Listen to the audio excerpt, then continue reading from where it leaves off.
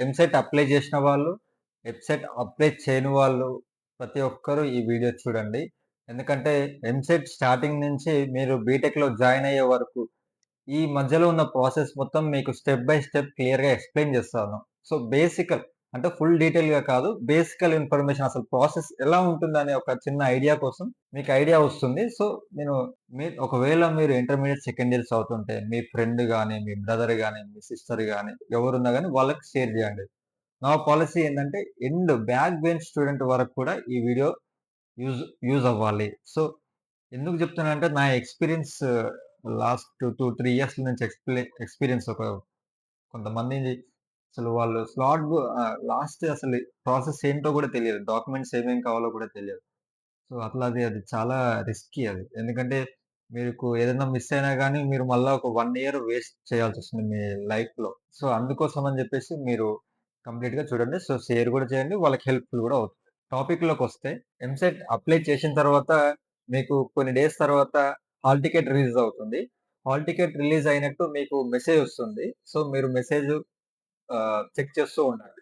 So, మీకు hall టికెట్‌లో centre ఎక్కడ పడిందో తెలుస్తుంది. సో, నెక్స్ట్ మీరు సెంటర్‌కెళ్ళి ఎగ్జామ్ రాస్తారు. ఎగ్జామ్ రాసిన తర్వాత మీకు రిజల్ట్ ఒస్తుంది. రిజల్ట్ ఒచ్చిన తర్వాత క్వాలిఫై అయిన స్టూడెంట్స్ కౌన్సెలింగ్‌కి వెళ్ళాల్సుంటుంది. సో, మేజర్ ప్రాసెస్ ఇక్కడనే స్టార్ట్ అవుతుంది. ఫస్ట్ మీరు స్లాట్ బుక్ జేసుకోవాలి. సర్టిఫికేట్స్ వెరిఫికేషన్ కోసం కౌన్సెలింగ్‌కి వెళ్ళడం కోసం ఫస్ట్ మీరు స్లాట్ బుక్ జేసుకోవాలి.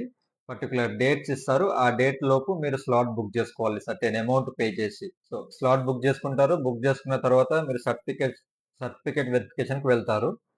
సో, సర్టిఫికేట్స్ వెరిఫికేషన్ అయిన తర్వాత మీకు వెబ్ ఆప్షన్స్ ఉంటది. Next process. సో, ప్రతి ఒక్కరు ఇక్కడనే మేజర్ స్టెప్ అన్నమాట. సో, ప్రతి ఒక్క స్టూడెంట్ మీకొచ్చిన ర్యాంక్ బట్టి మీకు ఏ కాలేజ్‌లో సీట్ వస్తుంది. Last year cut off marks చూసుకొని మీరు ఎక్సర్సైజ్ చేయండి. సో, ఒక రఫ్ నోట్స్‌లో రాసుకొని మీరు ప్రిపేర్ అవ్వండి. నెక్స్ట్ సీట్ అలాట్‌మెంట్ వస్తుంది. సీట్ అలాట్‌మెంట్ అనేది మీకు మెసేజ్ వస్తుంది.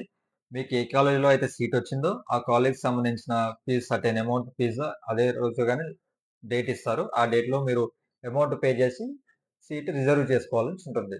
సో, మీరు రిజల్ట్ మీకొచ్చిన కాలేజ్ నచ్చలేదు అనుకునే వాళ్ళు నెక్స్ట్ కౌన్సిలింగ్‌కి వెళ్ళొచ్చండి. There is no problem in that. So, కాకపోతే ఏందంటే మీకొచ్చిన ర్యాంక్ బట్టి మీరు మంచి కాలేజ్ సో, మీకు తక్కువ ర్యాంక్ వచ్చింది. మంచి కాలేజ్ ఎళ్ళాలనుకుంటే ఉండదు.